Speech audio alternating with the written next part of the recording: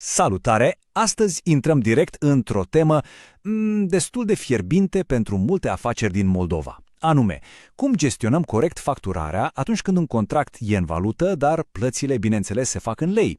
E o situație clasică, așa că haideți să o lămurim odată pentru totdeauna. Și iată, practic, dilema cu care se confruntă atât de multă lume.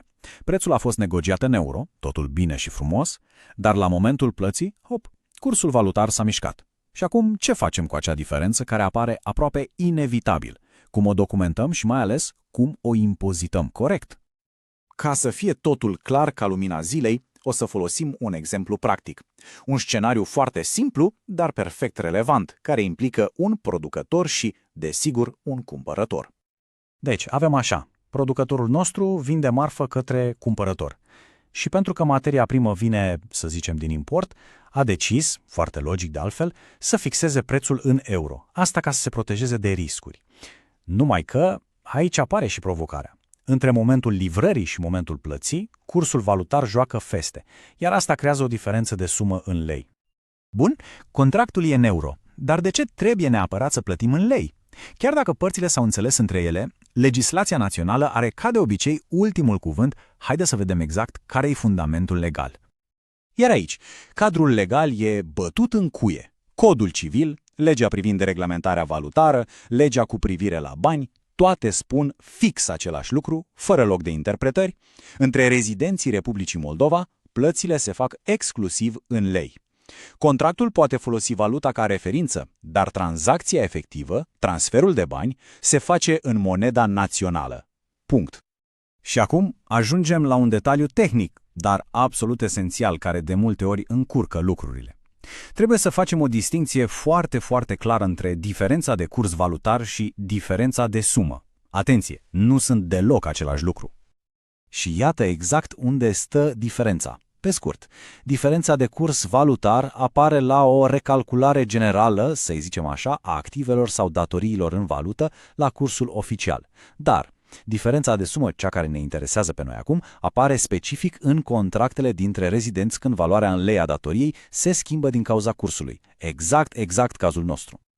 Ok, acum că am lămurit conceptele, vine întrebarea cheie. Întrebarea de $1.000.000 sau de euro în cazul nostru. Această diferență de sumă, fie ea pe plus sau pe minus, se include în baza de calcul pentru TVA? Răspunsul este categoric și fără echivoc, da. Diferența de sumă se supune taxei pe valoarea adăugată. Iar acum, hai să vedem și de ce. Pentru că argumentul legal este nu doar important și foarte logic. Cheia întregii discuții se găsește chiar aici, în articolul 97 din Codul Fiscal.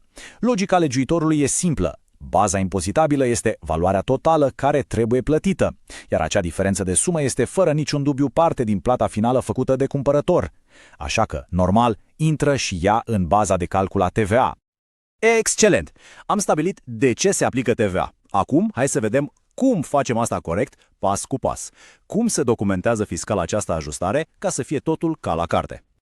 Din nou, Codul Fiscal ne ghidează. Articolul 117 prim este foarte clar. Furnizorul eliberează factura fiscală de ajustare. Observați, nu scrie poate elibera, ci este obligat să o facă. E o cerință legală, nu o opțiune. Iar procedura în sine e mai simplă decât pare, structurată în 4 pași clari.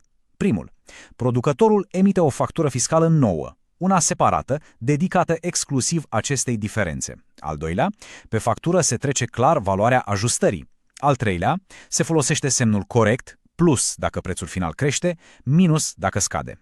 Și al patrulea pas, crucial pentru ambele părți, atât furnizorul cât și cumpărătorul trebuie să înregistreze operațiunea în contabilitate. Disciplină și claritate, asta e tot. Bun, înainte de final, haideți să consolidăm tot ce am discutat. Sunt câteva reguli de aur de reținut din toată analiza asta care vor scuti pe oricine de multe bătăi de cap. Deci, să recapitulăm esențialul. 1. Contractele pot folosi valuta ca referință, dar plățile obligatoriu se fac în lei. 2. Diferența de sumă generată de cursul valutar, da, face parte din baza impozabilă cu TVA.